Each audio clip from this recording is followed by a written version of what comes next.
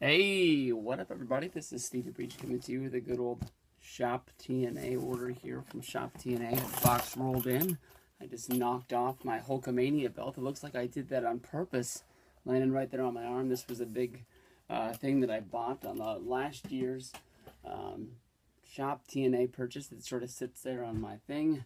I know that Ravi talked about it in one of his videos, that his belts just sort of sit there on his shelves and don't really do anything, and that was it. I think I got that for like 15 bucks last year, and I thought it was cool that I got it, but now it's been a year and I don't really do anything with it, but it is pretty cool to have.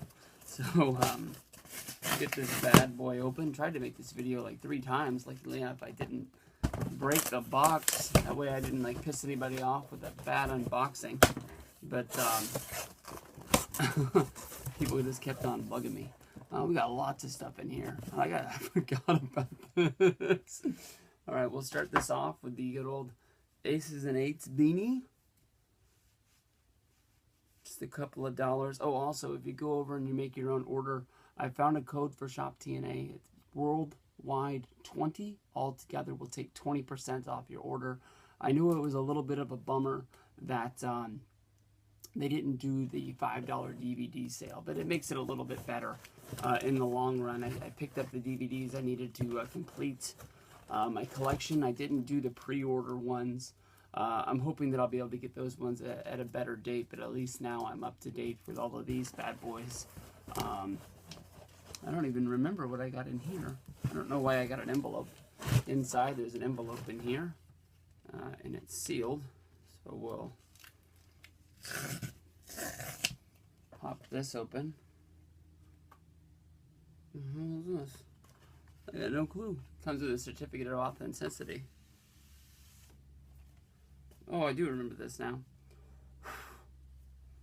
This is a cool AJ Styles 8x10 autograph. This was 10 bucks, I think.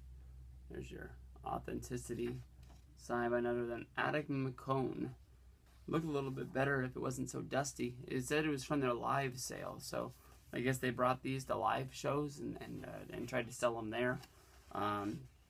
Maybe if AJ wasn't there or AJ wasn't doing an autograph signing that day, that you could at least walk away with a AJ Styles autograph. I thought it was a pretty cool picture from back in the day. I don't know if to do DVDs first or stuff on the bottom.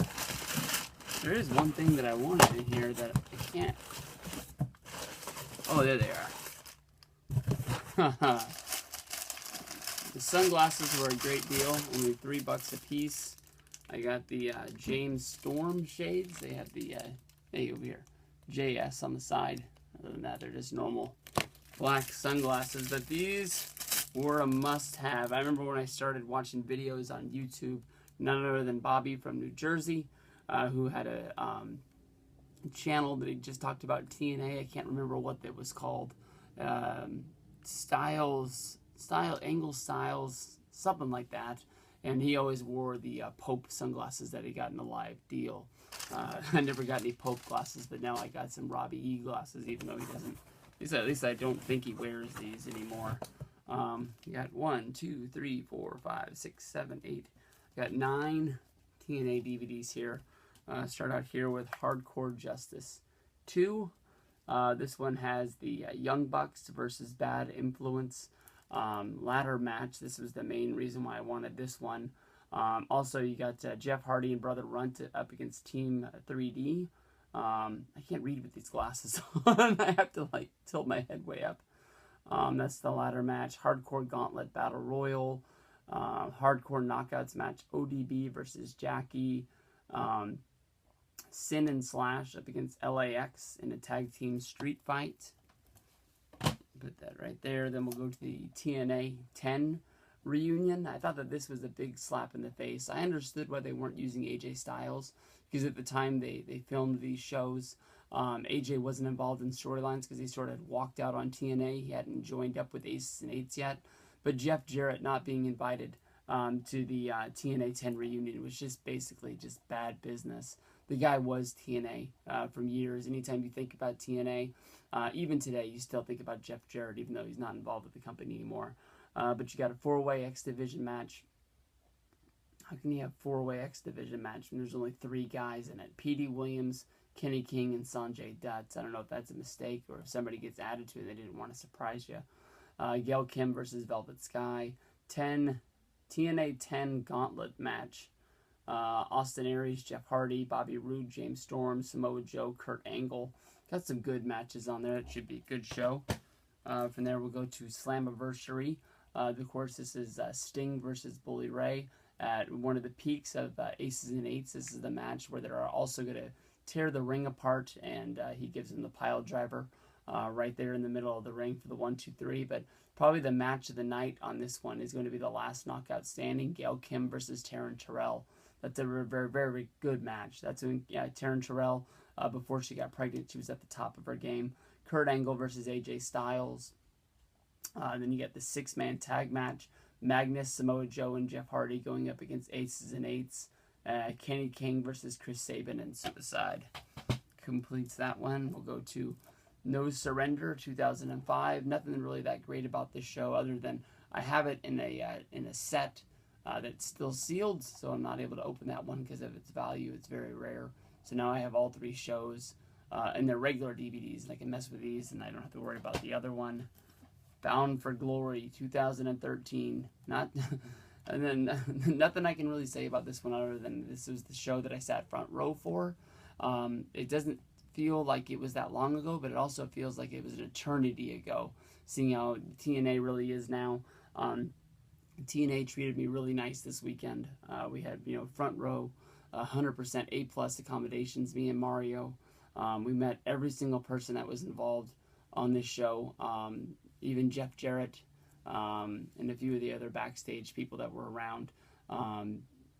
TNA had a really good time with this deal. I would hate to see them not have another real Bound for Glory again. The Hall of Fame, which would be involved in here with Kurt Angle.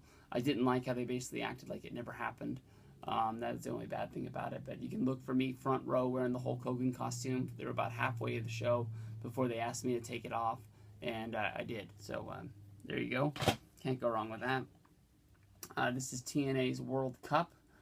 Basically, they didn't have enough people to come in because they didn't plan on doing these shows in time, so visas were a problem. I think that they wanted to bring in people from Japan, and they weren't able to bring them in, but they were able to build up Team UK, Team USA, Team International, and Aces and Eights are their own team in the World Cup here, so it is what it is. Then we'll go to the Tag Team Tournament. This is Generation Me, otherwise known as the Young Bucks, going up against Petey Williams and Sanjay Dutt. Aces and Eights, the Hot Shots. I don't even know who they are. Cassidy Riley and Chase Stevens. Austin Aries versus Bobby Roode. The British Invasion. Chavo Guerrero and Hernandez. Bad Influence. Magnus, Samoa Joe. Aces and Eights. Team 3D. I guess I'm spoiling it by going deep in there because they're basically telling you who the finale is. But there's the tournament for the tag teams. This is oh man, that's all I need to say about this one. We can't even concentrate. Knockouts knocked down. There was a big controversy about a lot of people turning down the show to work for TNA when they were asking to do this. It was hard for them to build enough girls and able to fill this show up. But they did have Mickie James, Gail Kim, Velvet Sky, ODB, Miss Tessmacher, Taryn Terrell, Tara. And then a lot of girls I don't know. Jackie, Mia Yim, Jillian Hall, Serena. Right there. Wow. And then we have Tournament of Champions. This is another show that Jeff Jarrett wasn't asked to be involved with, but you got Kennedy, Aries, Bully Ray, Storm, Samoa Joe, Sting. That's the picture they use of Sting for everything. I can't believe they used Sting on one of these one-night onlys. I think that's one of the only ones he's involved in.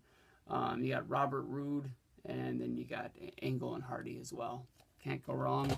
And then to end it out, I picked up 2 t-shirts. They're both from the same guy.